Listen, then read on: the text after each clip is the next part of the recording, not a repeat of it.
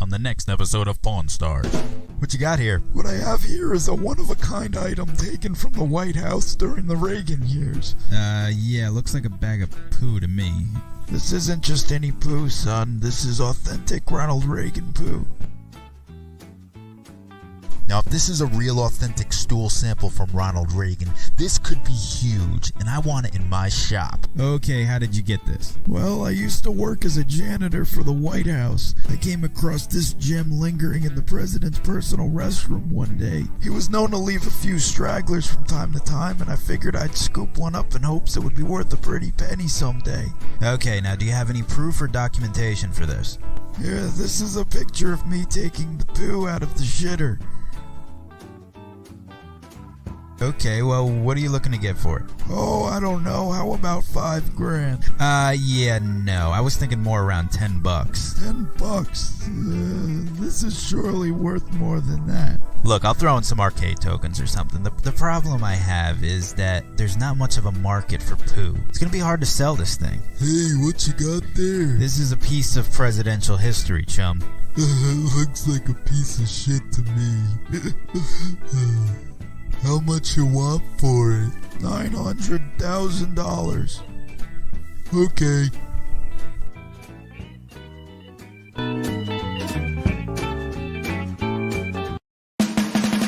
On the next episode of Pawn Stars. What you got here? What I have here is a one-of-a-kind item taken from the White House during the Reagan years. Yeah, looks like a bag of poo to me. This isn't just any poo, son. This is authentic Ronald Reagan poo. Now, if this is a real authentic stool sample from Ronald Reagan, this could be huge, and I want it in my shop. Okay, how did you get this? Well, I used to work as a janitor for the White House. I came across this gem lingering in the president's personal restroom one day. He was known to leave a few stragglers from time to time, and I figured I'd scoop one up in hopes it would be worth a pretty penny someday. Okay, now do you have any proof or documentation for this? Yeah, this is a picture of me taking the poo out of the shitter. Okay, well, what are you looking to get for it? Oh, I don't know. How about $5,000? Yeah, no. I was thinking more around $10. $10? This is surely worth more than that. Look, I'll throw in some arcade tokens or something. The problem I have is that there's not much of a market for poo. It's gonna be hard to sell this thing. Hey, what you got there? This is a piece of presidential history, chum. Looks like a piece of shit to me. How much you want for it? $900,000. Okay.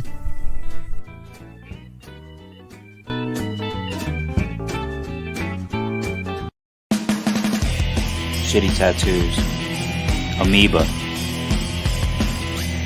Crack pipe. Platypus on a pogo stick. Misspelled Aussie tattoo.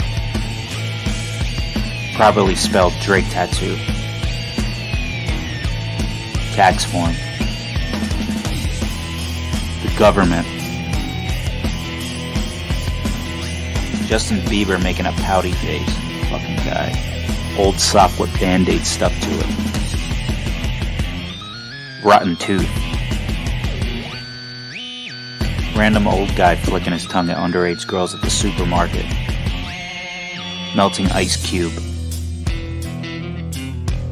Unfinished pumpkin carving. Rush Limbaugh and Lederhosen. Don't get any of these.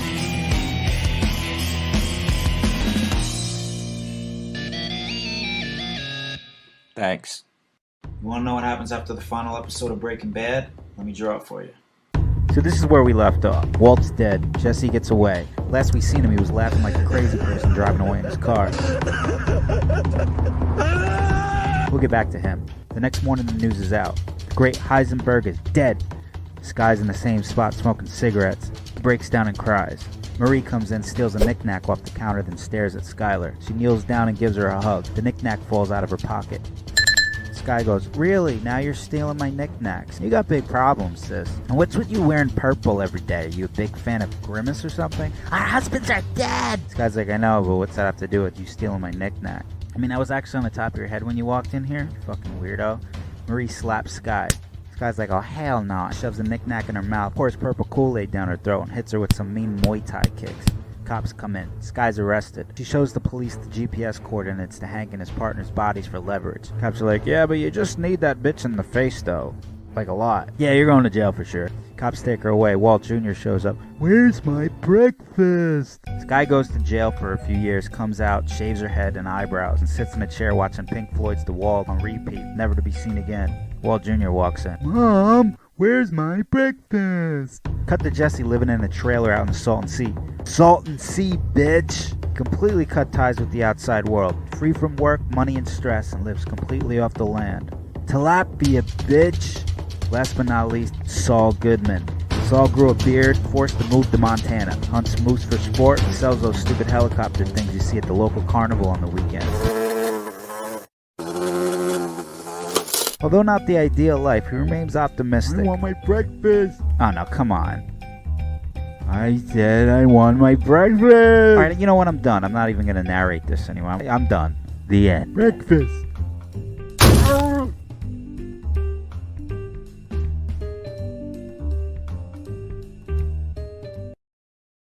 Hey guys! Yeah, I know, I'm daydreaming like mad when I really should be hard at work right now. I should be writing my article for BizFed and doing an essay for my gender studies class. It's times like these I just get so stressed out that I go for a long walk and just be me. Maybe I even bump into my friends. They're great and we have heaps of intellectual convos on things like rights and stuff. We're so diverse. You know what? Life is pretty good.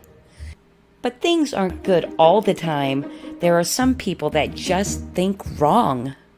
Some people are just gross and evil. I'm always on my guard because Nazis and heteronormy breeders are everywhere. It just gets me mad. And when I get mad, I turn left. I am a warrior for my truth and my lived experience. I am justice for the minorities, the poor and helpless people. And I am stunning and brave. I am care.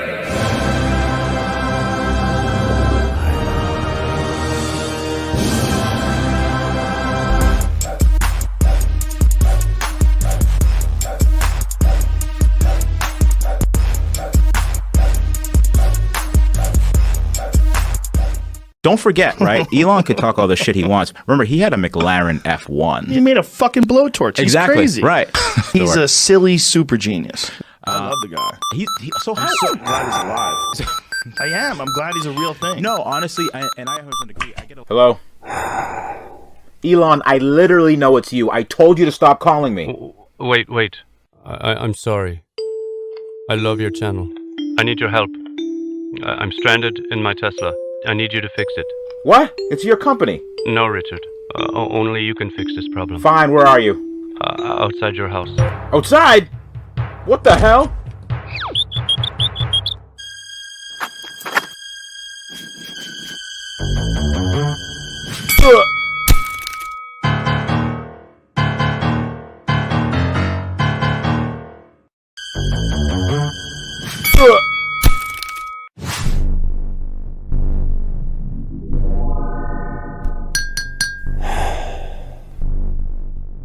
Good morning, Cupcake. Here we go again. Work for me, Richard. I already told you, I own the electrified garage. What do you think of my Cybertruck, Richard? Wrong answer, Richard.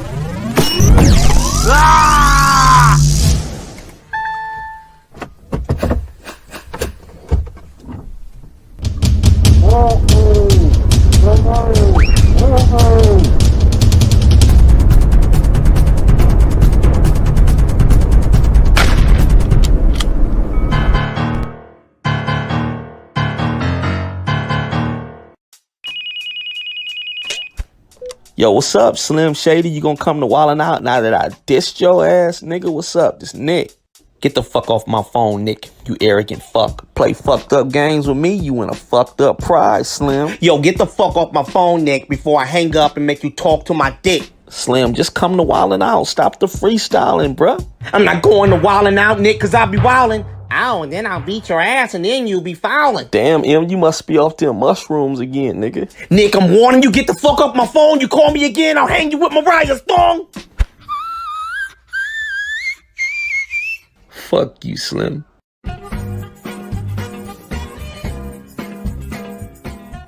Welcome back to a very special edition of The Lame Show. To promote public health awareness and universal love tonight, I will be baptized live on stage in this vat of Pfizer vaccine with the help of my band leader, John the Baptiste. Yo, what's up, Steven? Hi. Steven, do you believe that the vaccine is the holy word of God? Yep. Then I now baptize you in the name of the Pfizer, Son, and Holy Dose. May the silence of the lambs wash all your skin away. That's sin. Get your head down there. And blood.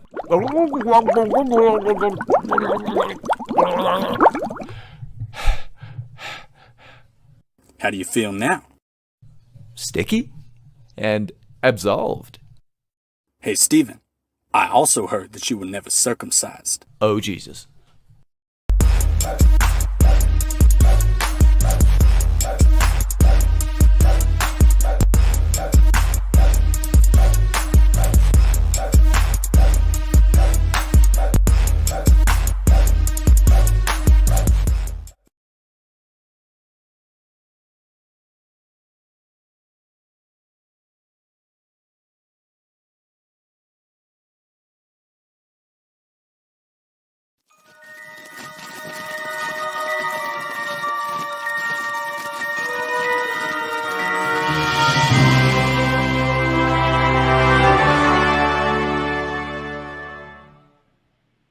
Hello and happy Thursday, what I like to call Practice Friday.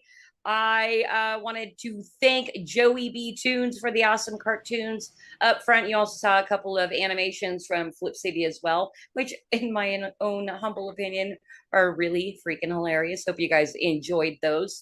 So thank you to Joey B. Toons and Flip City Magazine. You are here watching the Creative Chaos stream, a stream dedicated to highlighting fantastic people creating fascinating things outside the mainstream instead of just sitting back and complaining that culture sucks. So thank you for everybody that is here. And I know over on YouTube, I have seen the, let's see, good stuff. And this is good stuff right here. Don't want to show off my saggy chin, so I'm going to move this over here. George Washington X has popped in, said, what's up? Vulcan Lives and the Devastator. The Devastator. I'm going to remember that next week when you come back, because you're going to be here every single week, right? The Devastator. Thank you for popping in, saying what's up and hanging out with us on Creative Chaos tonight. And then Paul Thaddeus, and really early on, I don't even know if he's here, was Lady Mimi said hello and dropped a bunch of Flip City stickers in the chat over on pilled.net. Thank you guys. I'm building a little bit of an audience and people that come back every week. So I'm so happy I haven't scared you away yet, but maybe I will tonight. But you all know Flip City's Creative Chaos is sponsored by Flip City. And instead of a pitch tonight, I have a really big announcement that is so exciting for us. So the announcement that I have, and it's going to help Flip City skyrocket in that elusive internet clout that we've been chasing for years. A rather large and popular YouTuber and comedian that we've known for a few years recently pitched an idea that we're rolling forward with immediately.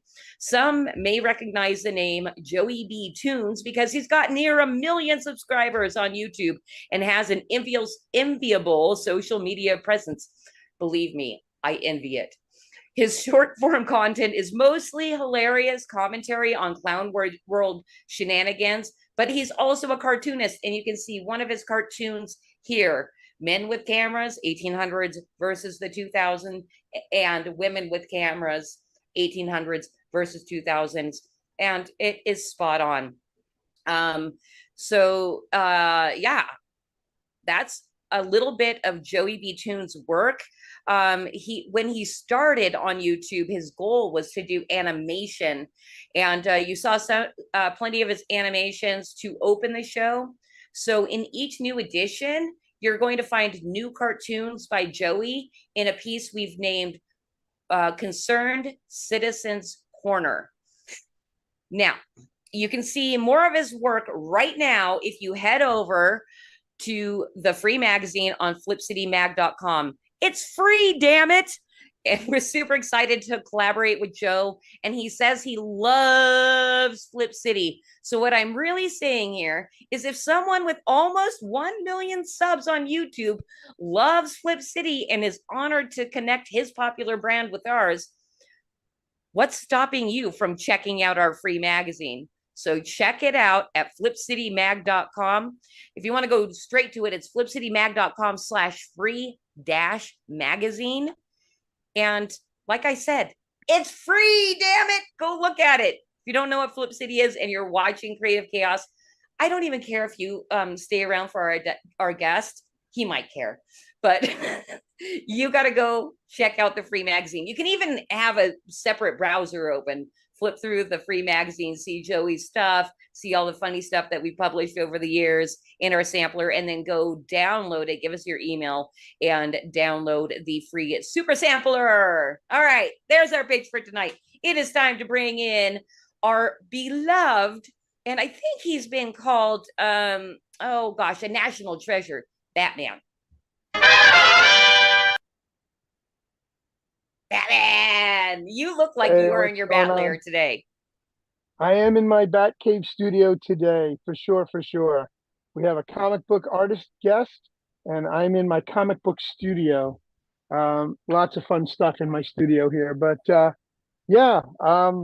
we're rolling on tonight. We've got somebody that I'm rather interested in talking with. So finally. I know it doesn't have to be just me. It doesn't happen often, but when it does, it's interesting and I have a good time. But no offense to the other 31 people that have been on Creative Chaos. No. I've had a great time. I've had a great time co-hosting with you. This has been a lot of fun. I've met some very interesting people. A lot of them have very similar tastes and likes to mine. Just all around in general. And so why don't we bring in our guest? I think thank you, Batman. Usually you like to go on forever, but you really honed it in today. Well, thank you. Wait, before I do, make sure you like, subscribe, hit that thumbs up, send us gold pills, click that red pill, all on Foxhole, and share our show. Yeah. Go ahead, take it away. All right, cool. All right, so we're going to talk about Jason here, and then we'll bring him in. So Jason Sandberg, born in Minneapolis in 1971, acquired a love of drawing after discovering the artwork of Jacob Kurtzberg, a.k.a. Jack Kirby.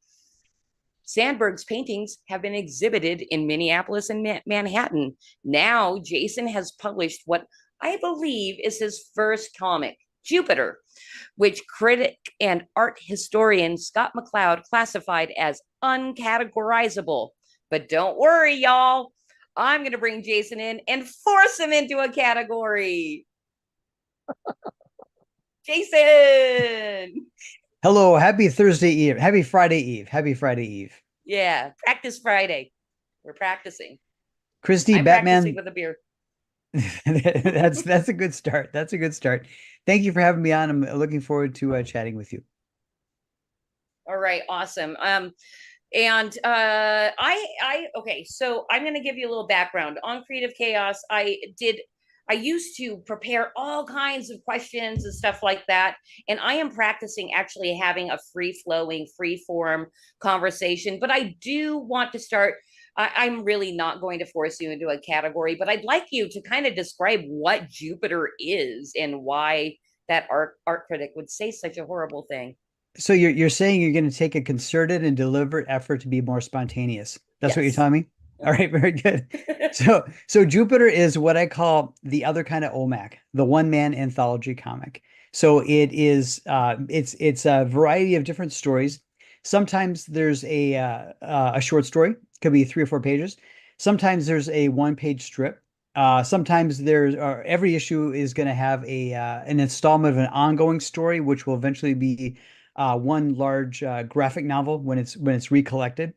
So Jupiter is 40 pages full color. It's a comic book, but it's like a big comic book canvas, where in that 40 pages, myself as the sole artist, creator, writer, I can fill it as I feel moved to fill it, and I can explore what stories, what story methods, what art styles I want to pursue, because I've got total creative freedom, because I'm indie. I don't have to answer to any corporate overlords. Well, one thing that's really like, I have not read the whole book because you didn't send me a free PDF like I expect people to do without me asking. Whoops, I'm sorry. My bad. It's been a busy week. Hey, I didn't ask, but I often do ask because I do like to be a little more prepared and know exactly what I'm talking about when I'm talking to somebody. But I did look through your campaign, and I freaking love your style. I love your illustration style, and it kind of varies a little bit between what you're doing for your panels and just kind of things that look more like splash pages and stuff like that. So I was really impressed with it. And I'm telling everybody in chat to go check out your campaign right now. Thank you. So what you're saying is that since you haven't read it, I could make any kind of far-fetched, highfalutin claims, and you would be none the wiser. I could say anything I want about this book, and you'd be hoodwinked. Well, I wish you would go for low-falutin. I'm sorry. She might be snowed over by it, but I don't know if I would be. Okay. Because I saw a lot of stuff. I'm an old comic book guy, so all right, you and I are going to have some fun tonight talking.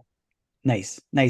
So you mentioned about a mix-up of styles. It is true that I will sometimes draw in to the best of my ability what is a realistic, formal illustrative style.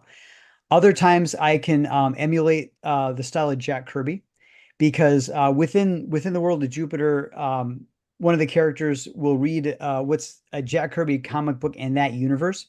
And then other times when I'm just doing a short little strip, like a 1-pager, I can just do a more cartoony style, more free-flowing. There's other strips or panels where I'll draw more of a French 1970s heavy metal style, like Mobius, because again, I can change my art style to suit the needs of that story. Okay, that was a very concise and it sounds like well thought out answer. I have a feeling that you've been on a lot of these streams asking you similar questions. It's been a wild 1 year. I launched the book in May of 2023, and we hit our funding goal, and we fulfilled it within 110 days. And then in that time, and obviously being on the Common Nerd Show and some other shows, I do have some pat boilerplate answers, but I hope to not drone on and bore you too much. Well, you're not boring me because I haven't watched you on any streams. Something about being on the Common Nerd channel, which I recently kind of landed myself a place on as well, is it seems like when Jesse, the host of the show, takes off, you kind of take over by showing off comic books, because that's how big of a fan you are. Mm-hmm. Okay, well, I have to, and I'm not secretive about this at all. I am not a comic book person. I'm getting more into comic books by checking out indies and everything. I'm like, sure, you know what? I like this idea of never being into comic books before, but like being drawn into it in the indie scene, and that's why I have my co-host, my sidekick Batman, is so if anybody wants to talk comic books and have any kind of real discussion, he's your go-to guy. Which, by the way, Batman, are you still there? I see your mic is muted, and you had. Yeah, I'm rotating through laundry while I'm talking. Go ahead. You're always doing 5 things at once. Do you want to ask the questions that you had of Jason now? Yeah, if you want me to get into it right now, sure. Yeah, absolutely. Let's go. Dive right in. So, you talked about Kirby, so I saw that right away. For anybody who hasn't had the opportunity yet, Jason has a little YouTube montage of his comic book called Jupiter, that I was able to watch, and I saw many different styles. As the other people out there are saying, you can't be defined. I can define you. To put a label on you, I would call you eclectic. Oh, thank I would you. call you eclectic. You have a very eclectic style. You dabble between Kirby, Hanna-Barbera, Victor Varsley, and Michael Allred. I mean, I just saw so much of all of those different artists in you and your work. I was very impressed. Thank you. So, have you ever done commercial? Have you ever worked for any of the big 2 or 3? No, I never did. Now I did do Jupiter in the 90s for 9 issues.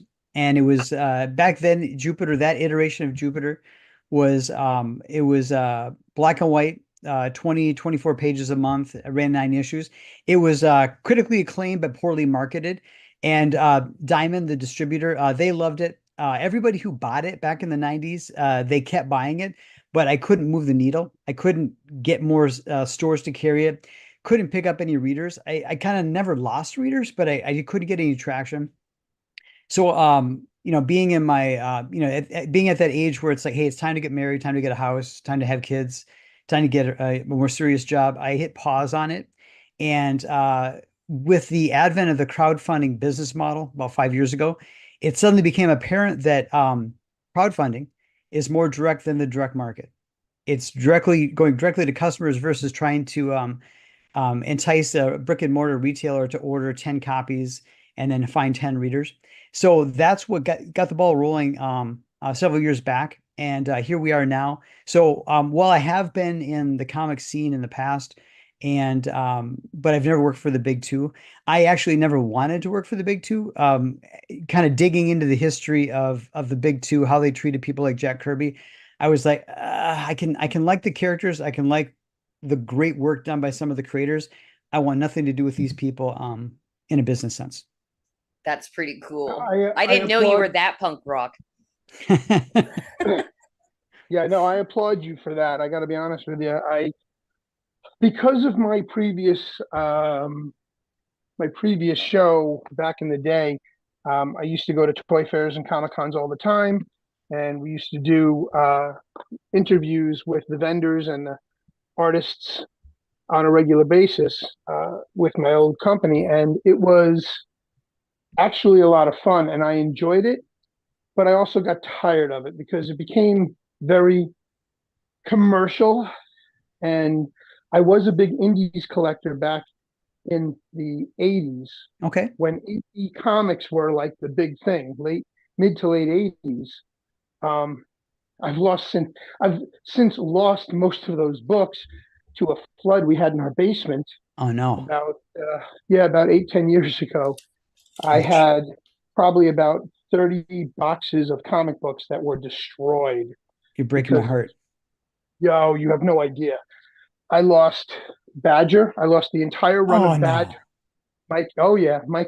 Mike Baron is one of our friends here. He's been back and forth many times on the show already, and nice. I'm sure he'll be back again. But I'm very good friends with Steve Butler on Facebook. Just in general, I was really big into the indie stuff, and just now it's all but just a memory. Well, you're gonna love. Hey, Bruce, I'm just thinking of you folding your underwear while being sad about losing Badger. Yeah, but in my mind's eye, he's folding like his Batman. I mean, he's folding his actual superhero attire / underwear. My costume. Yeah. My underoos. If you liked 80s, because the 80s indie books were of a great caliber because it was people who largely were professional grade but struck out on their own. Like obviously, like at Pacific Comics, you had Neil Adams, you had Jack Kirby, you had Mike Grell, and then at Eclipse, you had Alan Moore, Rick Veitch, Scott McCloud, and things like that. And obviously, I have every issue of Nexus. I've got the OGNs. I've got the big Steve Rude book. So if you love that stuff, you'll love Jupiter. On a more personal note, the first indie comic book I ever bought was Nexus #2, the color version, 1983. And if nothing else happens in my life, I have gone from being a young boy sitting in the grass reading Nexus #2 to flash forward 40 years later.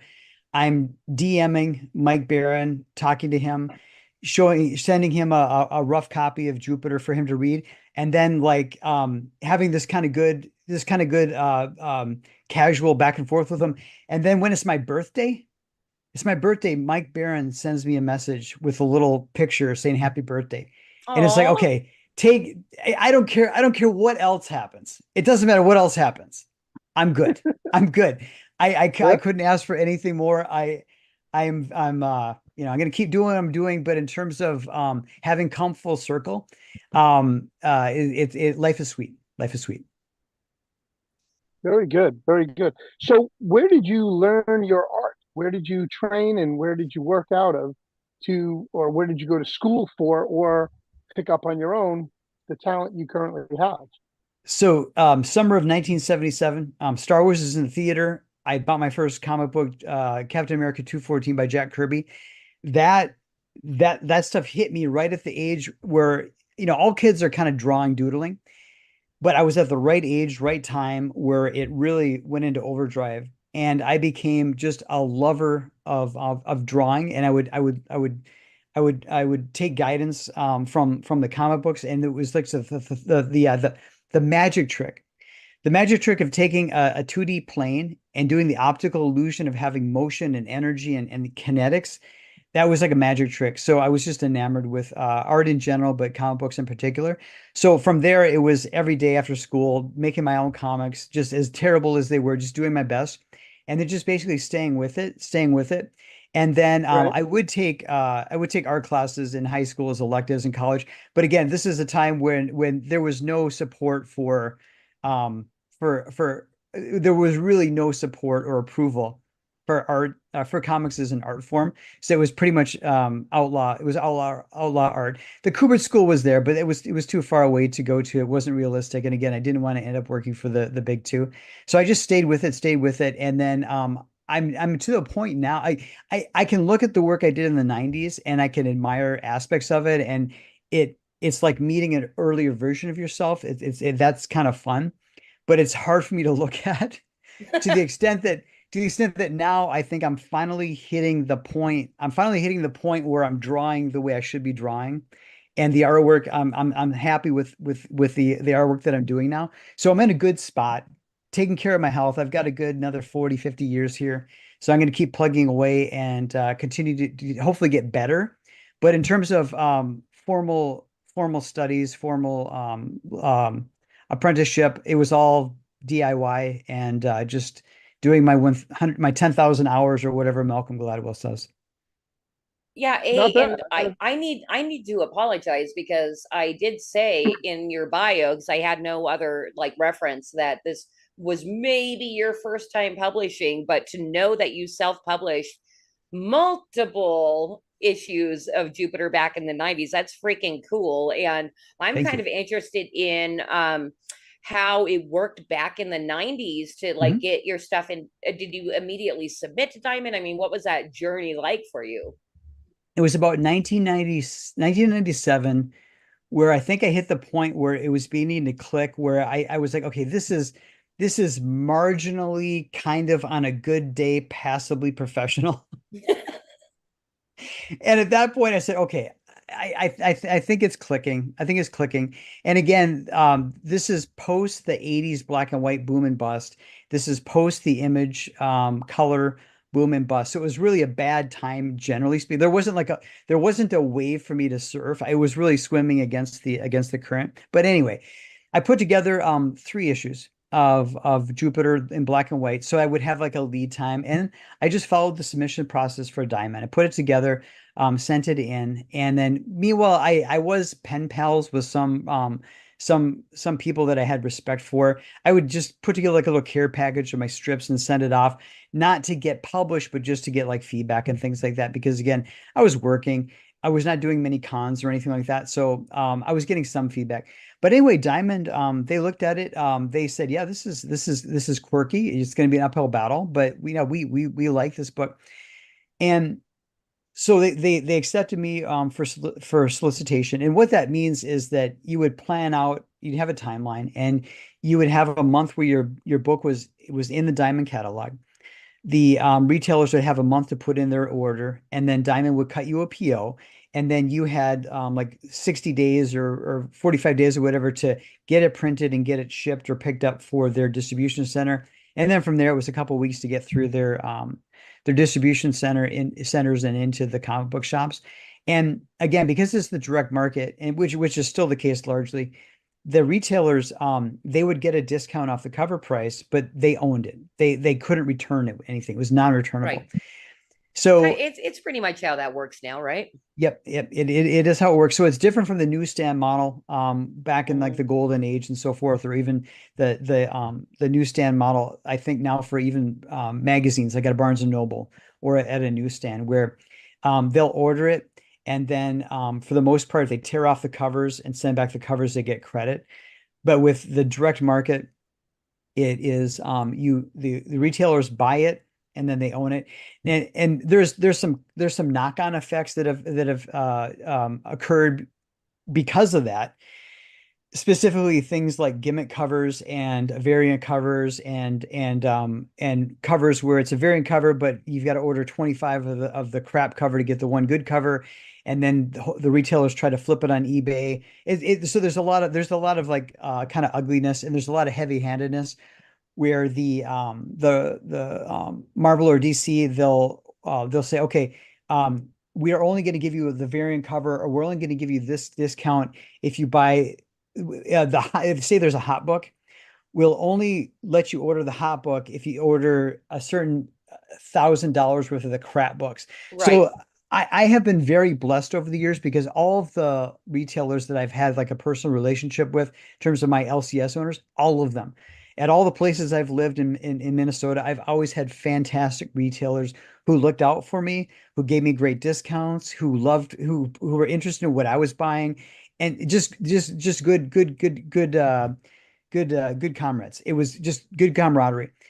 They're always in a tough spot because they've got the brick and mortar overhead, and especially the past like 7 or 8 years where the big two have frankly gotten weird. And I know that phrase is floating around this week. Weird. These people are weird. These people are weird. Anyway, it is extremely hard for the retailers to stay cash flow positive and all that kind of stuff. So anyway, that was the dynamic. And again, Jupiter was selling good enough to stay in the catalog, but I couldn't move the needle. Diamond loved Jupiter. They would spotlight it. They'd give it at least little good write-ups, and they kind of push it. And what I was doing was I was making enough money to do an overprint. So I would print like an extra 1,000 or so of every issue, sometimes 2,000 of every issue, and for future sales. But after like the second or third issue, as I was like, hey, we need to move the needle on this because I want to be able to do this full time. I would say to Diamond, okay, use your data analysis and give me a list of the top 1,000 comic book shops that sell like Cerebus, or give me, and so every month we would pick a different like kind of sales trend, and we'd say, okay, let's find the 500 stores that sell the most Love and Rockets. Let's find the 1,000 stores that sell the most like Yummy Fur or whatever.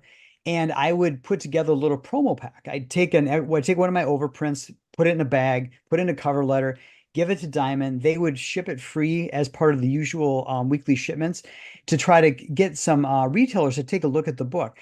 It just didn't move the needle. So at that point, after 9 issues, I said, you know what, I can do this again when I'm older, but when I'm older, I can't go back in time and get married, buy a house, and have kids. So that's the story of Jupiter in the 90s. That's really interesting because I think in this day and age, in the kind of crowdfunding space and people trying to get into the brick and mortars and everything, there's kind of a lot of crap talked about Diamond, but that's kind of an inspirational, lovely, wonderful story to hear about Diamond, at least in the 90s, how they were in the 90s. Yeah, I think if Diamond is they did more good than damage. They did more good than damage. They created an ecosystem where publishers could win, retailers could win, but they didn't have competition. And because they didn't have competition, they didn't innovate.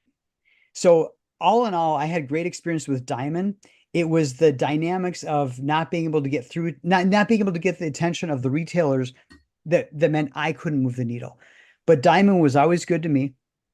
I may at some point reconnect with Diamond, who knows, in the future. But it is just the issue of there's a 400-page catalog of comics every month, and also Funko Pops and also manga. But anyways, there's this huge catalog, and you're a retailer. You've got a shoestring budget. What are you going to take a chance on, right? Right. And then on top of that, you've got Marvel and DC saying we're going to strong arm you. There's a hot book coming out. Let's just say it's like, the new X-Men. We will only let you they'll say things like in August, we'll only let you order as many copies of X-Men 1 as you ordered for the Ghost Rider in the year 3000 series from the spring. So the orders you put in for their shit book are the cap for what they'll sell you on their hot potato book. It's just God. But you have to crazy. guess. You have to guess ahead of time because they play these games like as a retailer. Yep. Whoa, There's that's crazy. Yeah, they'll spread the word and they'll say because it's like, hey, this is a hot book. It's got a lot of buzz on it. I want give me like 100 of those, and they'll say, okay, if you want 100 of those in August, in March you've got to buy 100 of this terrible book. Anyway, there's all kinds of crazy stuff in there. Some retailers have slowly been migrating towards manga, D&D, Funko Pops, and back issues. So I love going. Anytime I travel, I go into comic book shops not to get the new stuff, but to dig through the old stuff, right? Because that's where the gold is. By and large, the gold is in the back issue bins. So that is the challenge of the retailers. And every year, the amount of shelf space for the new books kind of shrinks, and people are getting more into into manga, the indie scene, European comics, and back issues. One thing that I think is happening, and this is just my theory, I could be wrong. 30 years ago, the North American comic book market should have migrated to a European model. And what I mean by that is that in Europe, the creators, sometimes they'll serialize a story in like a magazine or whatever, and then they'll collect it at the end. But by and large, the European artists will put out 2 or 3 graphic novels a year, maybe 1 or 2. The point is that the relationship between the reader and the creator is, I'm going to come check in with you in 6 months and see what you got, because I love you as a creator. The American market is these corporations own these IPs, and they're going to shove it down your throat every month, and they're going to underpay their creators and disrespect their creators unless they're a big name, and they're going to do whatever they can do to rip off the reader in terms of crap crossover events, crap storytelling, just all the crazy stuff. And it was never in the interests of the big corporations that controlled the market just by the preponderance of their financial powers. It was never in their interest to migrate towards the European model. So a European model is where, twice a year you get a book like this, a fantastic book like this. You get something like this twice a year from a European creator. That doesn't help the corporations. They want to sell you these floppy page they want you to buy 12 to 48 of these 20-page floppies every year versus getting a nice album twice a year. So because of the thriving indie crowdfunding scene, and because top name creators like Mike Baron, Graham Nolan have been like pushed out by the big two, they're going crowdfunding. This is my theory, is that the crowdfunding revolution is inadvertently driving the North American comic book market towards the European model, which is, I love Graham Nolan, I love Mike Baron. 2 or 3 times a year, they're going to hit me up with some 70, 80 page gorgeous book. And I will shell out 30, 40 bucks for it, no problem. And I think that that's what's happening. But the beauty of it is that Marvel and DC, it's happening against their again, despite their best efforts to undermine it, despite their obstinance, it's happening slowly but surely. And I think when this all gets over with, we're going to see that the North American market is now in a much better European model. Okay, and that segued perfectly into a question that kept popping my head while you were talking about the market and the how the Europeans do it and all that. I was wondering just kind of what your projections are for indie people that are crowdfunding and making successful books through crowdfunding, or even independently producing. Because we're shit at crowdfunding, but we've survived for 5 years, so we at least have a track record. Mm-hmm.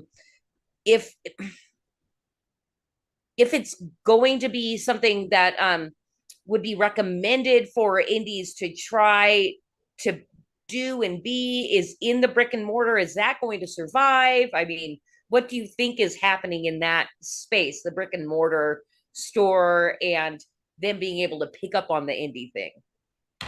I believe that. So what I'm noticing in the Diamond catalog is I'm seeing books by Mike Baron that after they've done the crowdfunding, they've used the crowdfunding to fulfill the backers, and they funded the overprint. So then the book then gets solicited at Diamond. So what that tells me is that when the book runs through the direct market, they've already printed it. They don't have a printing bill. So the revenue coming from Diamond is now 100% profit, or whatever, minus overhead. So I've seen Billy Tucci's She Omnibus in the Diamond catalog. I've seen Mike Baron's Thin Blue Line. I've seen Steve Rude's Gormundo book. I think that what it's going to look like is that people will do an indie campaign to manufacture the book and take the excess revenues from that to do that overprint and build inventory, and then pivot to Diamond and other online sites and say, I satisfied the crowdfunding. I've got my inventory. Now I'm going to go sell it on other platforms where I'm not expecting that revenue to cover the print costs. I've already covered my print costs. I think that's what's going to happen. And the crowdfunding is going to be the R&D, the research and development. And you mentioned you've been doing this for a while. What I would anticipate is that you're going to continue to build relationships, continue to build brand loyalty and things like that. And then eventually either you're going to be going to Diamond and say, hey, we've got this track record. We've done X number of campaigns. We've got consistently these people. Like our trend is that every time we do a campaign, we pick up readers. So we're not losing readers. We've got a good trajectory. Is this something you think that we can Diamond or some other Barnes and Noble? Do you think you can find someone that can connect with this the way we've been able to connect on the crowdfunding side? And I do not know if it's going to be Diamond or some other third party that's going to aggregate all the crowdfunded books. That remains to be seen. I don't know. Obviously that's not my forte. I don't know if it'll be someone like Critical Blast or Fun My Comic, but I think there's a need for some trustworthy entity to aggregate the cream of the crop from the crowdfunded world and get it into brick and mortar shops. And I don't necessarily know if it's Diamond, but I think if I was super entrepreneurial and had more time, I would probably be pursuing that. I think there's a need. That is actually a really great idea, and I wouldn't be surprised. And if Luke from Fun by Comic has been that entrepreneurial, because you said aggregate, but what is that other word where curate? Yep. You have to have the awesome curator, and I wouldn't be surprised if either Critical Blast or Luke Stone did it, you know, because the retailers don't need another 500-page catalog of crap. They've already got that, right? But that's the thing. I mean, I have no idea how they are with their connections with a ton of freaking comic book shops. And, you know, it really kind of like, to me, and I think I said it last week with my guest, it feels like we're like kind of in the infancy as we're seeing like the big entertainment industrial complex burn down to the ground because they're burning it themselves. You know, it's prime time for us all to rise up out of the ashes, and we're in the infancy of a renaissance, and it excites me and I freaking love it. And there's going to be all kinds of new businesses born out of this. And, you know, but it kind of, you know, being in this gray area, it can be depressing or it can be exciting. I choose to be excited. Well, with what you do, I don't know how you can do what you're doing and not have fun. So, you know, regardless of the sales, you're obviously having a blast. You're laughing all the time, having fun. So I think it's just a matter. Until we're trying to pay rent. I think it's just a matter of you know, continuing on that path, and every you know, trying to outdo yourself from the campaign before, or the edition of the magazine, that, you know, and make every iteration, every version of the magazine better than the one before, and you just have to keep pursuing that, and eventually people find it. Yeah, I agree. And yes, we are having fun. It is one of our favorite. We call it our paper baby because it takes all of our money and we love it like hell. You know. All right, Bruce, you got a question. I want to know if you had any dealings with a gentleman by the name of Zach Oates over at Diamond. Name does not ring a bell. Nope. Okay. He's one of their marketing people. He's been with them for quite some time, but he used to work for Wizard Press. Oh, wow. When I was just a journalist covering the comic industry on the Fringe with Nerds in a Bar and my other companies, that I became very friendly with Zach Oates, and he is one of their head people, but they stole him away from Wizard Press. He used to do their Toy Fair magazine and that whole thing with the 8-inch Mego figures. Oh yeah. They were spoofing on that. Yep. How Robot Chicken was born. Yep. From that. Yeah. So that's kind of where he comes from. I'm sure he has tons of war stories, but that's fantastic. That sounds like a fun gig. There. He's still with Diamond. If you need a contact, let me know through Christy, and I will get you his information. Okay, yeah, and just if next time you casually talk to him, if you want to just send him, you know, point him in my direction. They can go look at the campaign, look at the trailer, see if they anything clicks with them. I don't know when I'm gonna. It might be after I do issue 2 that I'll have enough material where I might approach Diamond again. But thank you for that. Thank you for that offer. We'll see what happens. I don't know what kind of crowd of weight I still have, but go for it. No, I mean, just in life, oftentimes doors open just because you know somebody knows somebody they trust, right? They trust their opinion, they trust their judgment, and sometimes it's not the question, it's not the suggestion, it's who asked the question and who suggests it that gets through the background noise. So yeah. Yep. Very good. Go ahead, Christy. You had something else. We submitted a submission packet to Diamond a week and a half ago. That's nice. All. I'm just waiting to hear back. Stay tuned. I tried to make it as enticing as possible. But yeah, like you had said about you know, an indie going to Diamond and saying, hey, this is how much we've done in crowdfunding. I don't have that data, but what I do have is subscriber data and sales data through our own store, which actually, you know, since we're talking about brick and mortar and crowdfunding and all that, do you have plans of like selling online through your own store? Because I didn't see that you've been doing that yet. So the the great thing about Indiegogo, well, the reason why I went with Indiegogo, well, I did run a Kickstarter, but the reason why I wanted to go with Indiegogo and put my focus on Indiegogo is that it had a history of not canceling people. Okay, that was the thing versus versus Kickstarter, which notoriously would cancel people. Indiegogo has shadow banned people. They didn't shadow ban me. In fact, they spotlighted my book, and then they did a push the last when I was at my 30-day mark and my 60-day mark. They actually did pushes because I could see in the analytics that they were pushing it, because on the back end of Indiegogo, they tell you where the sales traffic came from, which is good to know. So anyways, Indiegogo has been good to me. But additionally, I like the fact that that you've got this long-term storefront on Indiegogo. Okay. Now that doesn't preclude other sites or other storefronts. So my intention is after I get issue 2 manufactured and fulfilled, I'm going to open up I'm going to put it on Amazon. I'm going to put it on Public Square. I'm going to put it on eBay and things like that. But right now, until I get the campaign to 5 figures, to get that magic milestone of $10,000, I'm focusing on Indiegogo just to get the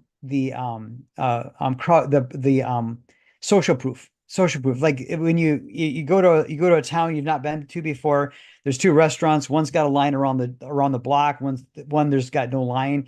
You say, hey, the people must know something about that restaurant. I'm going to go to the one that's got the long line, right? So to some extent, just to get attention on myself and the property, I want to get as many people to back on Indiegogo, just to get either the bragging rights or the social proof or whatever, get the attention, get the heat there. But long term, yeah, I do intend to be everywhere. Okay, fantastic. Well, you know what, Jason, I think you've talked about yourself enough, and it's time for us to go into segments. Sounds good. Our very first segment is called, well, this is also kind of about you as well. It's called Mansplain. There's something called mansplaining. Have you heard about this? We know what mansplaining is. Mansplaining is when a man will condescendingly explain something to a woman that she already knows. The thing is, I don't know shit. So, but I love Silicon Valley. Did you ever watch that show? I've heard good things about it. And it is a, is it a, Judd, gosh, who's the guy? Don't ask me. Judd Apatow. Judd Apatow. Is it okay? Yeah, I've heard it's funny. I haven't watched it yet though. I'm basically bad at everything, including like celebrity names and knowing who directors are. So yeah, it's also why I love Mansplain, because so basically the purpose of Mansplain is when I have straight white males, and I'm assuming you're all of those things. Probably so, yes. Okay. I know you're the most suppressed and the most hated person in the United States of America.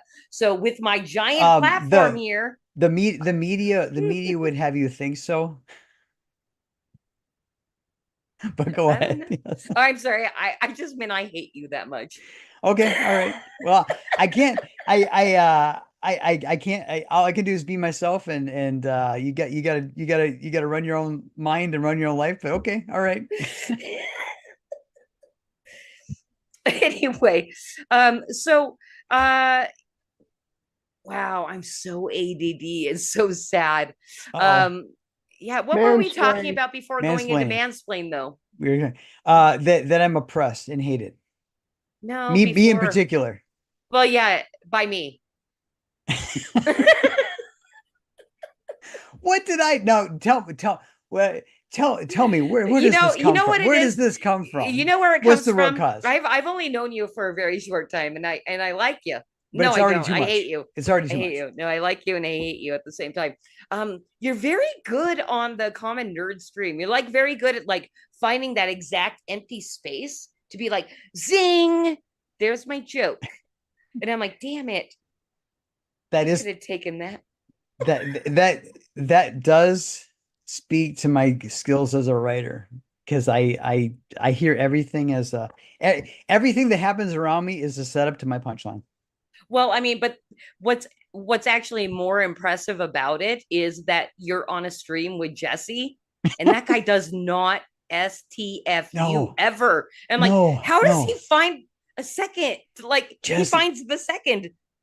So I mean, one of the reasons, I mean, I've done like a lot of shows in the past year.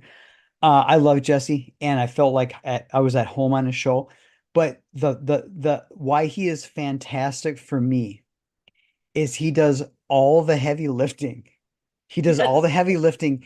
He's doing the heavy lifting. He is the heart of the show. He is the metronome. He keeps the beats going, keeps the thing moving, and then he throws you the ball and you knock it out of the park.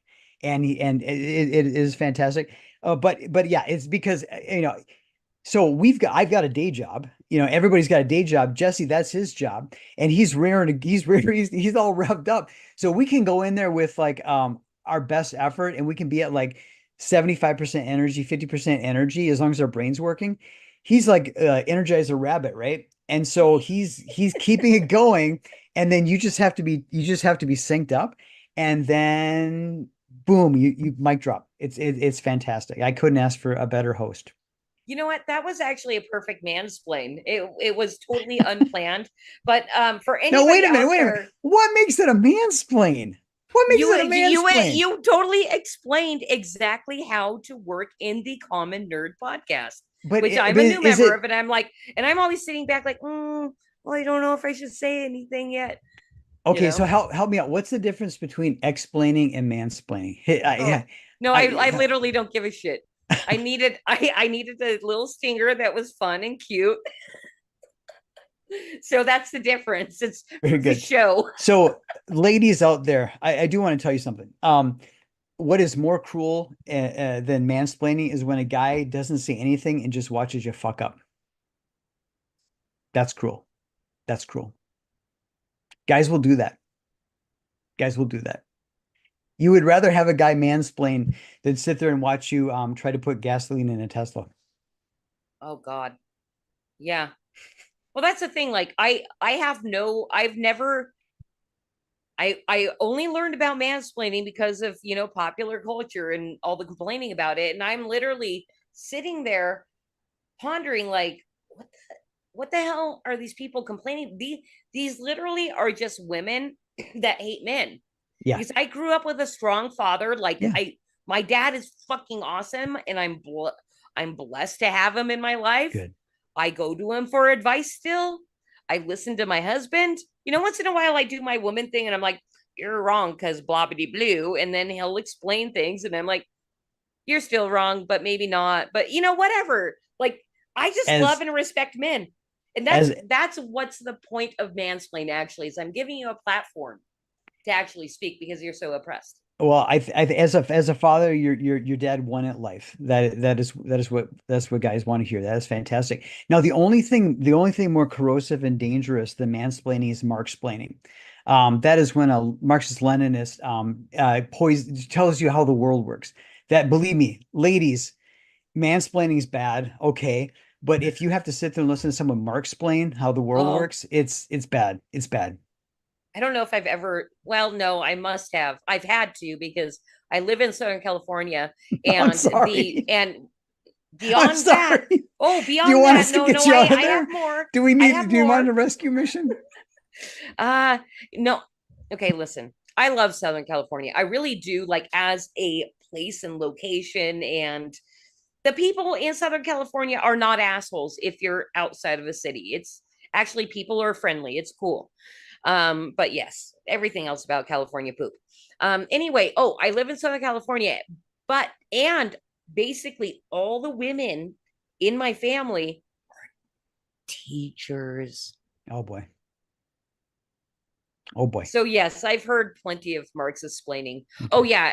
Well, my dad pointed out, this is why I love my dad so much, is out of our family. Okay. So 4 children, right?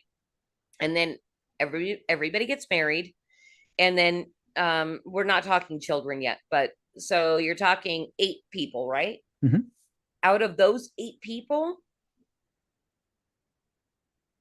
6 of them all work for the state.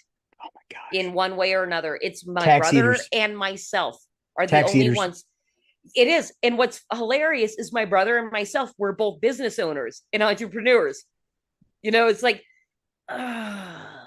Were you the older? Were you two the older of the 8? Or were you the? If we're talking about 8, I'm including all of my in-laws as Okay, well. gotcha. So there's Okay, 4. okay, I'm the okay. middle child. Okay, all right. If that couldn't be guessed. So there's 4 of us, but I'm the middle. This is the way I like to explain my own Middletomness. Mhm. Is it was girl, boy, girl, that's me, girl, right? So my brother was special, sharing the middle with me. He's the only boy, so he still had specialness. I was the middle girl, and so I'm fucked up all the way. But probably my husband said one day as a compliment, but then when you really think of it, it was like a backhand, and then we laughed about it. He's like, I married the funny one. And I'm like, so they're smart, pretty, and funny. Ouch. Yeah, Ouch. exactly. And then we died Ouch. laughing. Yeah. But wait a Anyway. minute, I have to chime in here. Yeah. Just because you're funny does not mean you're not smart and cute. Yeah, but you didn't So lead with he that. He got the best of all 3. So No, thank you, Bruce. But now you literally ruined the punchline, you asshole. I love you. thank you. All right, let's leave this because I have 2 more segments. All right. And I'm really interested for this next segment, which is called Conspiracy Corner. Mhm.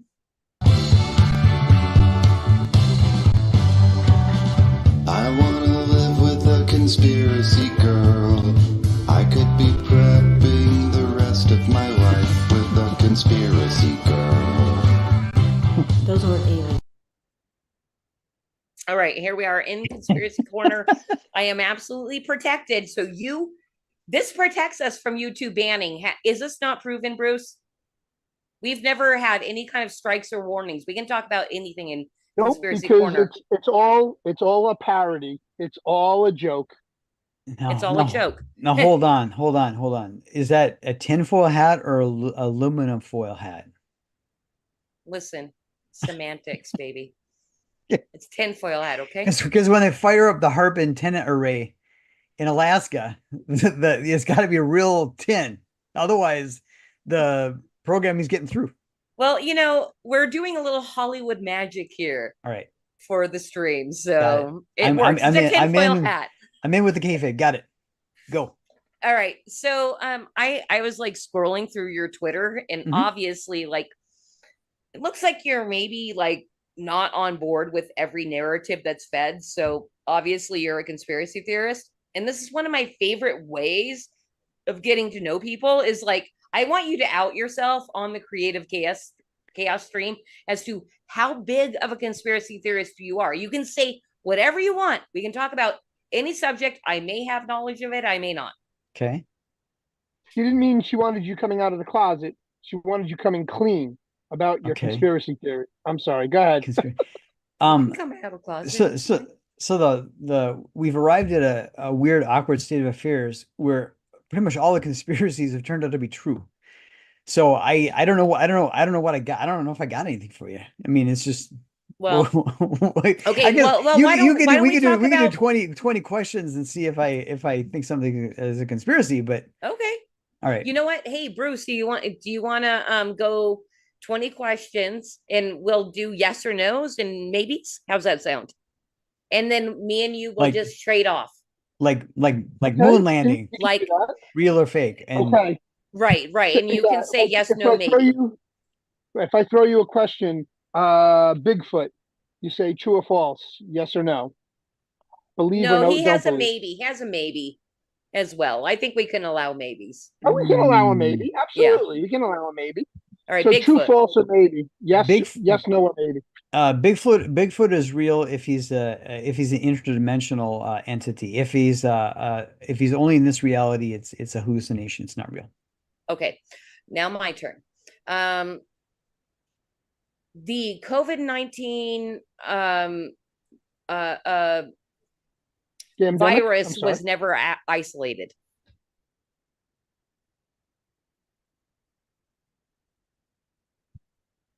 I believe it was isolated. I believe they got samples somewhere. Okay. Go, Flat Bruce, Earth it's your turn. or round Earth? Flat Earth or round Earth? Round Earth. Actually, it's a spheroid. It's a spheroid. It bulges a little bit at the equator, but it's a spheroid. Oh, that's interesting, because I kind of went with donut Earth.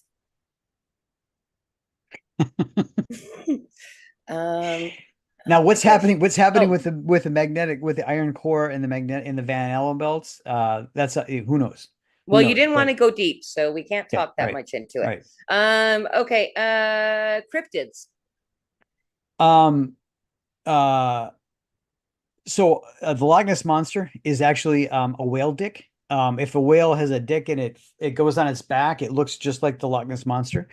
It's called a dork. Literally, it is. Sasquatch, Bigfoot, Yeti, we already covered that. Chupacabra, definitely real. Definitely real. The Chupacabra. Okay, so yes, it's true. Cryptids exist. Cryptids are just things that paleontologists and biologists haven't caught up with, and cryptids are real. Now, on the margin, each particular cryptid, you'd have to ferret out the veracity of whether or not it's true. But definitely, is there biological entities that people have not done proper taxonomy on? Yes. Okay.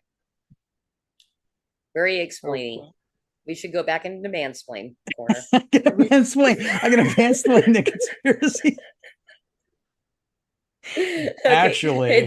Actually, the Illuminati was a front. Okay. For the Prussian secret police. All right. Did we land on the moon or was it staged? I think we did land on the moon. Yes. Yes. Okay. Christy, you're up. Oh man. 9/11, B. Inside job?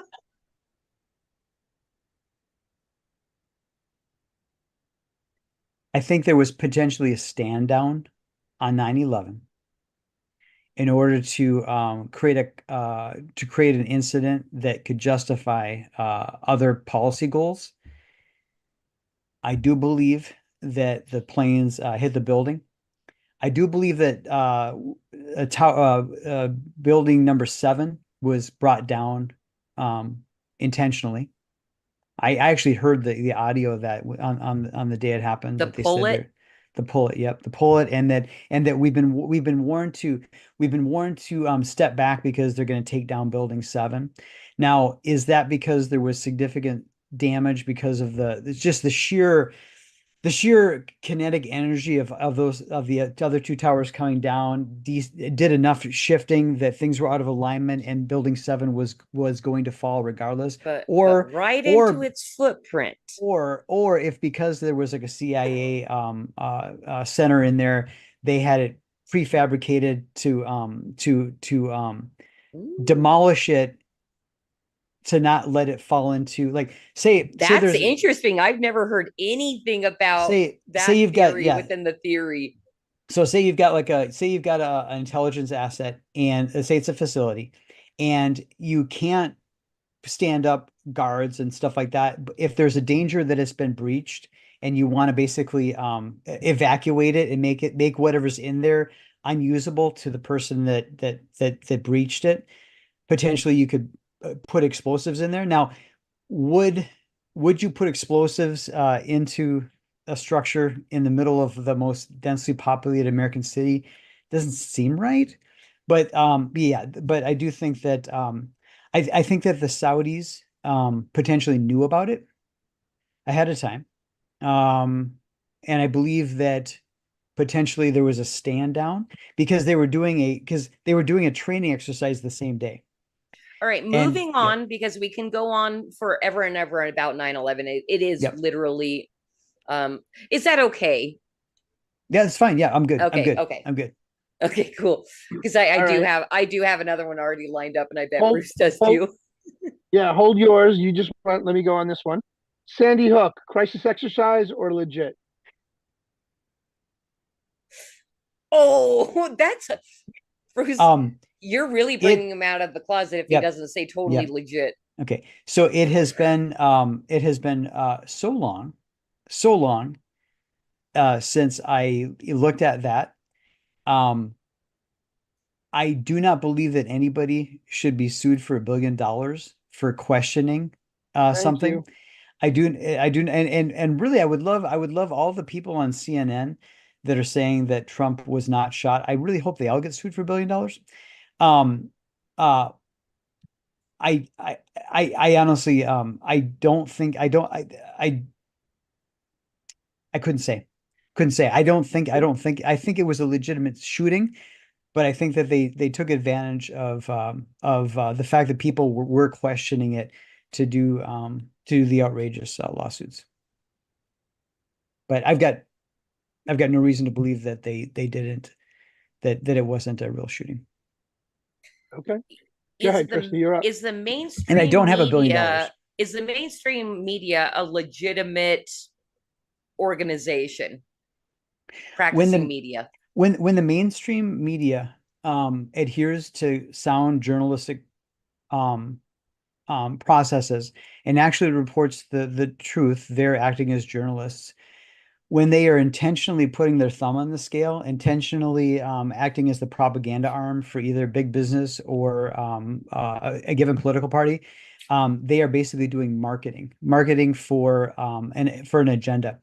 So I want there to be a free market in news. What I ask is, I do not expect the mainstream media to not lie, but I want nobody to be censored. If I can listen to the mainstream media and know that they're potentially lying to me, but nobody else out there in the world is being censored, the information, things will eventually sort themselves out. I think that's the state of affairs that I would ask for, knowing that even from the Jeffersonian period in this country's history, where there were partisan newspapers and they were hurling insults against each other, I can handle that as long as nobody's being censored. The incredible danger is not that CNN is bought and paid for by Pfizer. It's not that that depending on who is in the White House, the press will either repeat verbatim what the White House press secretary says, or completely run contrary to whatever the White House press secretary says. That to me is what's disgusting. But so long as other people aren't censored, I think we can eventually all sort things out. It is more important to me that there's freedom to discover the truth versus a situation where we have to rush to judgment and we have to listen to one monolithic or semi-monolithic voice of authority. Extremely dangerous. That is true. And ultimately, it is not important to me. It is not important to me whether a company lies to me or tells the truth, so long as they have to experience profit and loss.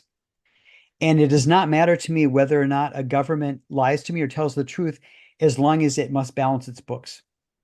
In the short term, a business or a government can lie to me, but if you adhere to profit and loss, eventually error, eventually mistakes, eventually blunders root out the truth as to whether something's working or not. You're a smart guy. Yep. Thank you. The principal danger that we're in is that corporations are subsidized, get bailouts, get handouts, and that the government can print an endless amount of money and destroy the currency. So that's why that to me is more dangerous than I can't believe what's in the newspaper. All right, got it. Hey, Batman, one more for you, one more for me. Okay. Area 51. Did the aliens are our cell phones reverse technology? I don't know. I do believe that there's recovered craft. I do believe that there's propulsion methods that are non-fuel based. You know, they could be potentially negating gravity or warping space. So I do think that there's UFOs. I do believe that the government has probably shot them down and recovered the pieces. I do not know how much of our current technology is back engineered. Wouldn't surprise me. And then Area 51, I do believe that in some instances it could be back engineering craft, but most likely it is for the most part, in terms of what people have seen over the years. For the most part, when you see stuff in the sky, it's probably test vehicles. Fantastic. And the very last one, I'm just making a statement, and you can say true, false, or maybe. Jeffrey Epstein killed himself. False.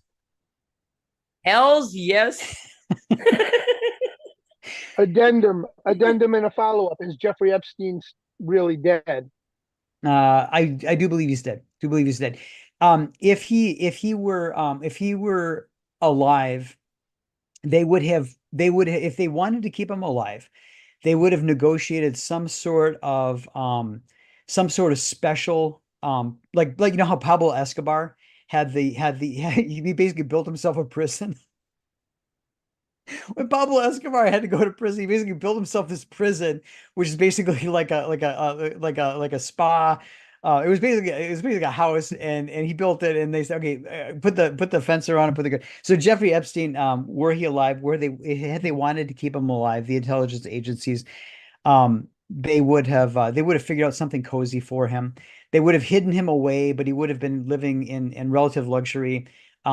But the simple fact is that he had outlived his usefulness, and he basically knew too much, and they had to basically pull it. Pull it. You know, that's a great way to actually end the segment. Yes, they pulled it on Jeffrey Epstein, and we're going to go into our final segment here in one moment, but I just wanted to shout out real quick that over on YouTube, we had Madness Comic Network say what's up and say a lot of nice things about you, Jason, Pops. And then also, yes, of course, Pops, a mutual friend, and of course Mike Baron. You know, Mike Baron gave Pops his phone number as soon as he DM'd him, so that was really cool. Dude, Mike is a freaking, I'm going to take my tinfoil hat off because this is not a conspiracy theory. Yes, Mike is a champion for the indies. Like as far as anybody, like, I admitted earlier, I've never been in the comic space. I don't know who is who and all this kind of stuff. But Mike, as far as being a name, I can't think of anybody that has a name that has been such a friend. Maybe Ethan Van Sciver, but there's a lot of drama. Like Mike's been able to, like, I think, like, hover above the drama. Like he's a magical person. You know, Mike can write a mainstream comic book like The Flash. Mike can take a character like the Punisher, which at first blanch is like a great elevator pitch, but he can then like breathe like real life into it, right? So the Punisher comic book, his run the Punisher, really, I mean, the Punisher was a fan favorite anti-hero in like the 70s, early 80s. There was a miniseries, but then when Mike took over the Punisher for those 3 or 4 years and did OGNs, just actually like he took the elevator pitch and he shot it up into space like a rocket. Mike, between the Badger and Nexus, Nexus to me is the GOAT of indie comic books. If you look at over the 100 issues of Nexus, if you look at the world that he and Steve Rude built, and you look at the inside jokes, the lore, the background character, Mike, back in the mid 80s, Mike was anticipating AI, and he was anticipating how AI would there's this vignette in Nexus where Nexus is he's basically doing some archaeological work, and one of the characters says, why are you writing with a pen and paper? Use like this AI thing to collect your thoughts and spit out your thesis. And he's like, no, when I use that AI, I end up with reams of drivel, but I'm afraid to edit it or throw away because it's my creation, right? He has all these sprinkled through Nexus, and a lot of his writings are these very prescient, very poignant ideas and predictions and insights into human nature, the human condition, on top of these other like stories that are happening. And then obviously he's got his fiction work, and then he's got his essays, and he's got his music reviews and things like that. When you look at his body of the writing and the variety and the quality and so forth, it's remarkable. And then just the fact that he's just as personable as he is, and also that he's seen, he's seen it all. The guy's seen it all. Yeah. Just fantastic. And then also just the rapport that someone like me has with him. And I'm sure there's other people that are like me, that have come and gone, that are still around, where he's got this kind of intermittent, very, very informal, very warm correspondence with. Just a phenomenal life well lived, and just so happy that he's out there still working, and glad that he's in a situation now where he can really profit from his work, because he's fully indie in an atmosphere where it's direct to consumer and all. It's just fantastic. Just great, Yeah. great guy. Wow, I didn't know we were going to go on a long mansplain about about Mike Baron, but we all do love him very much. And I just got to say, like regarding the mansplain thing, is George Washington says, man explaining to woman equals mansplain, and then followed that up with Mark's splaining equals a commie explaining to a woman. And then we're going to, I just need to say also what's up to Dale Dimmers over on YouTube. I think that is the first time I've seen you here. Cool. Same with Wheelchair Rick, says Salty Army checking in. So I responded with a big to him. Thank you for anybody from Salty Army that's still checking out Flip City Magazine. Huge shout out to the Salty Cracker for helping launch us and helping us find a ton of artists that aren't going to be embarrassed to contribute to Flip City Magazine. We, my husband and myself, who are the publishers of Flip City, never forget about freaking Salty Cracker and how much he helped us build our magazine and made it so we didn't have to vet artists that were going to take a certain amount of money until they didn't want to draw something for us anymore. It was a gift from God. Salty Army and the Salty Cracker was a fucking gift from God to Flip City. So thank you, Lord, and thank you, Salty Cracker, for all that shit that happened in there, all that mixture. And on that note, we're gonna head into our branded segment. And I made you a gift. Gift, Jason. What? Yes. So I chose, okay, I just have to give you a teeny tiny bit of backstory on this. Okay. I saw on your campaign that Legion of Memers offered a license to meme. That's right. Yep. And I'm sure you did not steal the idea from us because you didn't know who we were. I did not know. Yeah. But literally, we're going way back to 2020 when Flip City launched. This is our first interior page, is our license to laugh. And the branded segment is you as our guest has to read. So we've got a few slides here. Mm-hmm. And at the end, I'm giving you a gift. Okay. All right. So do I have to read this, what's on the screen? Yeah, just here? read what's on the screen. All right. If current trends continue, the 2020s are likely to be sorry. Hold on. If current trends continue, the 2020s are likely to be. It's been a long day. I gotta get my radio voice here. It's I'm fine. not. This isn't a gag. Just Do you need that? Okay. If current trends continue, the 2020s are likely to be the most hypersensitive, snowflakey decade in American history. And while this is great news for Kleenex stockholders, it's rough on the nation's psyche. In a world where your social media posts can cost you your job, where using the wrong pronouns can land you in jail, where anything you say could trigger anyone at any moment, do you even have the guts to laugh anymore? Regain your confidence with Flip City's License to Laugh. Official. And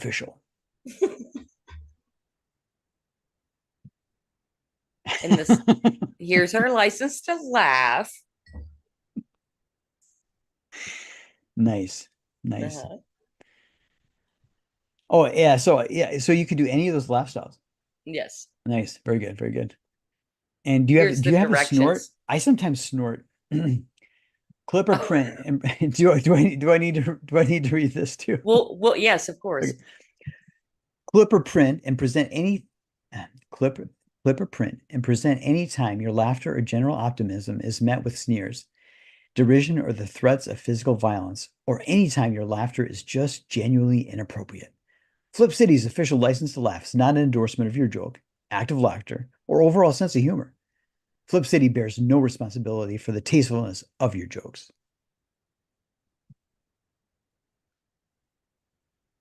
License do not shield bearer from liability or from local or national hate. Well, what good is this thing? Come on. I think. Are you charging people for this? Are you charging people for this? No, it's just a clip out in the magazine. They bought the magazine.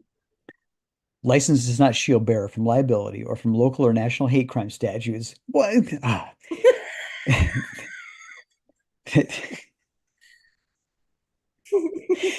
That may be applied as a result of users' laughter.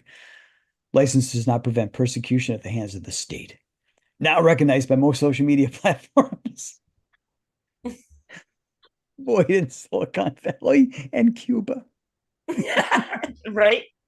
And then I have my gift for you. Oh, there you go. Right. You got your very own license All right, to laugh. Let me screen cap this. Hold on, people. Hold on. Don't move. Don't nobody move. Let me screen. Well, there we go.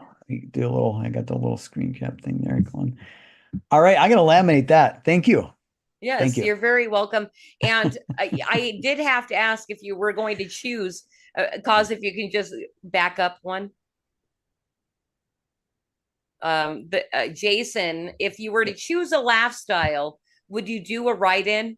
Because I think I heard you say you're more of a snorter. Yeah, well, I will sometimes snort, but I think, oh man, it's definitely not a feminine cackle. Tell me it's not. Tell me I don't do the Kamala cackle. Please tell me. You've been listening to me for like an hour. I don't do that, do I? No. Okay, I think it is. I think it's probably belly laugh, and it's probably occasional snort. Yep, belly laugh, occasional snort. Sounds good. All right. Well, thank you for accepting your license to laugh, Jason. So that was your gift for coming on Creative Chaos tonight. I kind of felt like you kind of made me. I didn't really have a choice, did I? I mean, I kind of obligated. It wasn't like I'm not saying I don't like it, but it's like you didn't really give me a choice. I invited you and you said yes. But yeah, I mean, Thank you. I guess that is kind of a dicky thing to do. Like, no, I'm not going to come on your show, but I am waiting for it. Hey, I was warned. I was warned I was going to be ambushed with this license thing. Oh, it's a different branding every week, so you never know what you're going to get. But there's been a couple of people that haven't spoken to me since being on Creative Chaos, and then because I love people. But also I'm a weirdo and I stalk profiles and stuff, not to find out it. Well, sometimes I'm like, what are they like? And what do they say now? And then I did discover that one of my earliest guests was promoting another campaign, and somebody had asked them, hey, so, you're really good at getting on a bunch of shows. This helps you promote your campaign, such. Are you going back on the same shows? And the person said, yes, but there's a few that I've blacklisted. and that the person did not come and ask if they could come back on my show. And so I'm like, oh, I'm blacklisted. Oh. Or I don't have a big enough audience.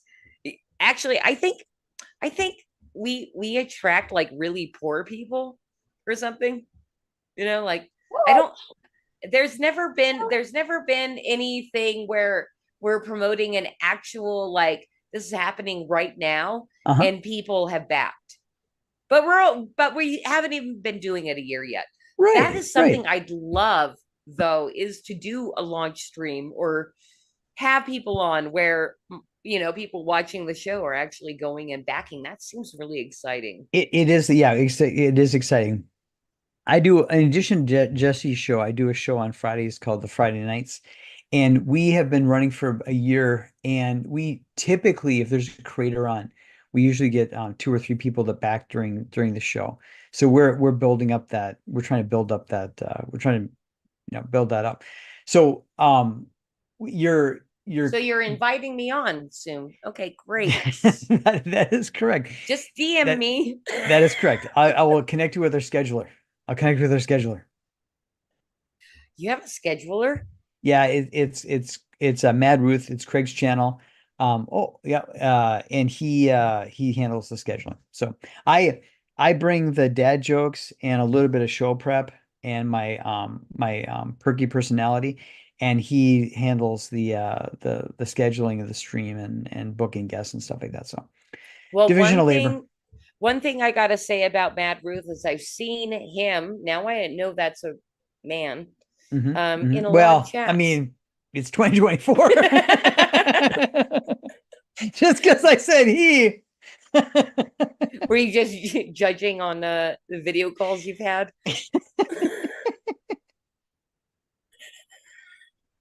I'm gonna clip that and send it. It's not like he's a boxer or something. I mean, Let's send it to Hicks. Zim. That's the word. Yeah, Mad Ruth is he has fathered children. He's such a man. Okay. That proves it. And he's killed Taliban. He's such a man. Oh shit. Yeah, well, before or after the show, he'll tell you some more stories. Okay. Legit. That is some of the fun thing about going on streams is backstage. No, they're his stories to tell. But yeah. He did his part. He did his part. All right, fantastic. Well, Jason, I think we're going to go ahead and wind down the stream, and I got to bring my notes back up to remember what we do. So yes, you guys, I am going to drop this into the stream one last time. Go check out Jupiter, which is now on demand at Indiegogo. You can scroll through the whole campaign, which is fun. You've done a lot of video work, and I'm kind of surprised that we have not. I didn't, because I'm trying to be more spontaneous. I didn't write into our thing in asking anything about your video work, but you've got some really good animated motion design type of stuff, and real quick, doesn't have to be a long thing. Did you do that yourself? The motion design? Yes. So that trailer for the comic book, it's all artwork from the comic book. I took the panels from the comic book, put it in Adobe Animate, spent about a month and a half learning how to do it, and it is. And it's, so if you like the trailer, that is the quality of artwork that you will get in the comic book. 40 pages, 80-pound satin, full color, just a work of art. It's 40 pages for $13, or to ship the following day, only typically $5 for shipping and handling. People tell me that they read this 2 or 3 times. People tell me that it's on the bookshelf and they're at work and they think about it.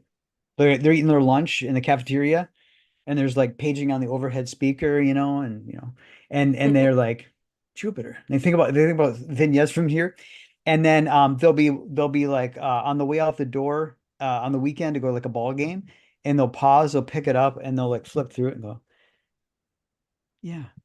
Yeah. Good stuff. So it's an experience. Jump on board. I'm hard at work on issue number 2. And so jump on board. And then again, everybody who backs gets an official license to meme. Oh, thank you. Can you put that way up in the camera Yep. if you can keep it focused? Because that is what I wanted to see. Yep. Was And what so- the license to meme looks And, like. and so basically, the Legion of Memers, I would watch their show and stuff like that. Great guys, great merry pranksters. The reason I reached out to them is that in post-Renaissance Italy, poor people couldn't afford paper, but they had cartons. And so people, youngsters, factory workers, people like that, they would draw little pornographic cartoons, a little making mockery of the king on the cartons. And so the earliest doodles by the working class, by the forces of populism, were called cartoons because they were drawn on cartons. And these things would get put on a wagon, put on a boat, go across the continent. Some guy in another country would unload the box. He'd go, and that is where the origin of the word cartoon comes from. So flash forward to 2023, and I'm like, you know what? Comic books and memes, same DNA, right? So I reached out to the Legion of Memers. I'm like, fellas, you've got your show, you've got your logo, but you don't have a license to meme. How are people going to get through meme checkpoints? How are they going to clear the meme police? So we said we did that so that was one of the stretch goals for Jupiter. So everybody who backs, you get the comic book and you get an official license to meme, and you get the official Captain Climebottle fan club membership. Captain Climebottle is the character from the comic book. He's inspired by Jack Kirby, and because he's a time traveler, the dates on the fan club card run backward in time. And then on the back is a little message that I want to give to everybody out there. You need this in your wallet in these crazy times. And I think the people who read Flip City magazine, I think they're going to understand this. What I need you to know is that if you are not part of the problem, you are the solution. So those people out there that are telling you that you're a problem, and all you're doing is going to work, loving your family, having fun on the weekends, watching movies, reading Flip City magazine, reading Jupiter, not hurting anybody. And there's people out there that want to get political power by saying that you're the problem for having kids, paying off your debts, having a good job, all that kind of stuff.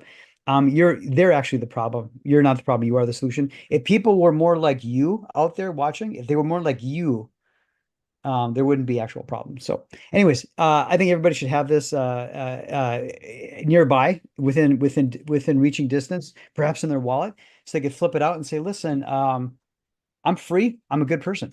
But anyways, go check out Jupiter. And it's in demand. I got tons of them over there. I will ship them out the following day. Thank you for having me on. And I had a lot of fun. Jason, like I literally teared up with your little last speech. Thank you. But I can't be seen to actually cry. So it's okay. It's okay. It's okay. I really appreciated everything you said there at the end. And yeah, we're gonna keep wrapping it up. And Batman, what do you have to say to close out tonight? Mute. Still muted. Let's just make him say stuff. He's doing Jason, this on purpose. Jason, this is his game. Does he do this? I'm muted, damn it. Does he do this every episode? Wait, this is comedy pretty gold. much, but there comedy he is. Gold. Okay, so let's start over. So as some of you may or may not know, I am one of 4 guys on a podcast called 3 Beermen.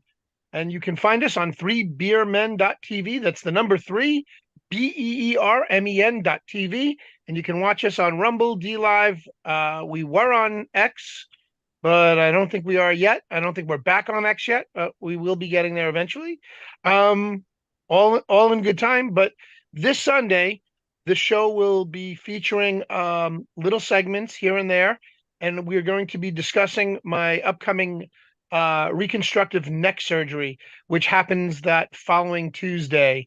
So if you want to hear all the gory details about what they're going to be doing to me, come and join us over on 3beermen.tv. That's right. And Batman, just so everybody knows, like our one every week viewer of Creative Chaos. We're not sure when Batman's going to be back, if it's going to be immediately. We're going to play it by ear, so don't be surprised. I would say for sure you have next week off, but don't be surprised if Batman's not back for a few weeks. Did you see he has? All the Batman lovers. Did you see he has next week off? Next week off? Is that what you said? Oh yeah, I gave him time off. Next week off. Next week off. You know, did I have to mansplain my joke to you? Yes, you did. Dude, I'm a woman. What do you guys do not understand about I'm a woman? You have to explain it every once in a while. I have to explain half my jokes to Craig. So mad with you. All right, guys. And then, of course, giant thank you to also Cosmic Grandpa, my producer. I could not do this show without him. Got him drunk. Almost, I think we're coming up on a year. Got him drunk about a year ago, and he decided that he's going to do it. Nice. And he's a man of his word. I don't know how often he regrets it, but he says he's still having fun. So thank you, Cosmic Grandpa, for producing Creative Chaos. And of course, you guys go check out the free magazine of Flip City at flipcitymag.com/free-magazine. It's free, damn it. It literally is free. So go check that out. Next week, same time, same day, Thursday, 6 p.m. PST, 9 p.m. EST. Come back.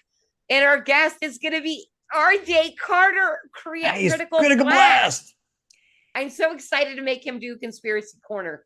It's how I love to meet people. It really is. So thank you again, Jason, for being here. You guys all check out the Jupiter storefront basically on Indiegogo. Sounds very interesting. I'm going to read it for free because it's going to send me a PDF. And thank you for being here. We'll see you guys next week. Bye. On the next episode of Pawn Stars. What you got here? What I have here is a one-of-a-kind item taken from the White House during the Reagan years. Yeah, looks like a bag of poo to me. This isn't just any poo, son. This is authentic Ronald Reagan poo. Now, if this is a real authentic stool sample from Ronald Reagan, this could be huge, and I want it in my shop. Okay, how did you get this? Well, I used to work as a janitor for the White House. I came across this gem lingering in the president's personal restroom one day. He was known to leave a few stragglers from time to time, and I figured I'd scoop one up in hopes it would be worth a pretty penny someday. Okay, now do you have any proof or documentation for this? Yeah, this is a picture of me taking the poo out of the shitter. Okay, well, what are you looking to get for it? Oh, I don't know. How about $5,000? Yeah, no. I was thinking more around $10. $10? This is surely worth more than that. Look, I'll throw in some arcade tokens or something. The problem I have is that there's not much of a market for poo. It's gonna be hard to sell this thing. Hey, what you got there? This is a piece of presidential history, chum. Looks like a piece of shit to me. How much you want for it? $900,000. Okay.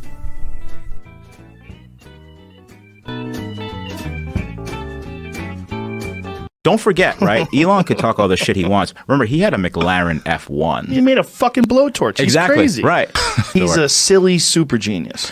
I love the guy. I'm so glad he's alive. I am. I'm glad he's a real thing. No, honestly, I agree. Hello? Elon, I literally know it's you. I told you to stop calling me. Wait. I'm sorry. I love your channel. I need your help. I'm stranded in my Tesla. I need you to fix it. What? It's your company. No, Richard. Only you can fix this problem. Fine, where are you? Outside your house. Outside? What the hell?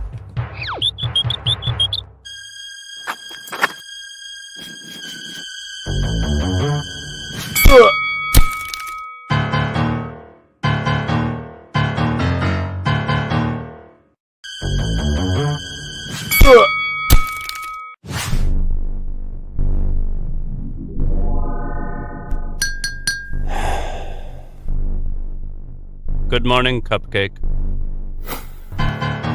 Here we go again. Work for me, Richard. I already told you, I own the electrified garage. What do you think of my Cybertruck, Richard?